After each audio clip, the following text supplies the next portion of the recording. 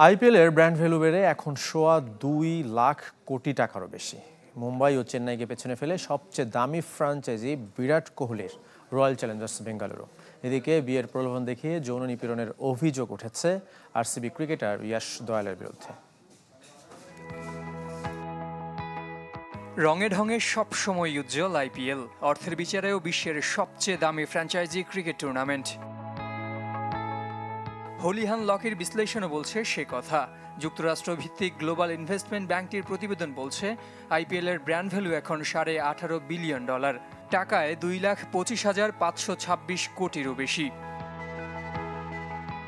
বিনিয়োগ ব্যাংকটির গবেষণা অনুযায়ী গত এক বছরে 12.9% বেড়েছে আইপিএলের ব্র্যান্ড ভ্যালু।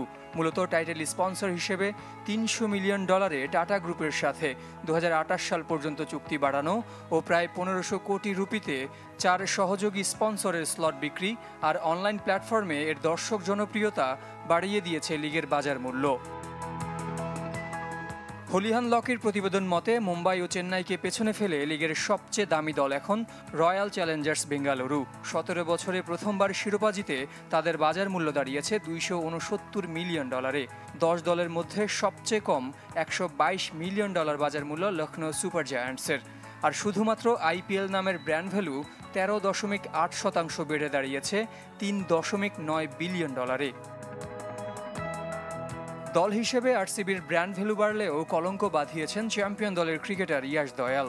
বাঁহাতি এই পেসারের বিরুদ্ধে যৌন নিপীড়নের অভিযোগে রোববার থানায় এফআইআর দায়ের করেছেন উত্তরপ্রদেশের এক নারী।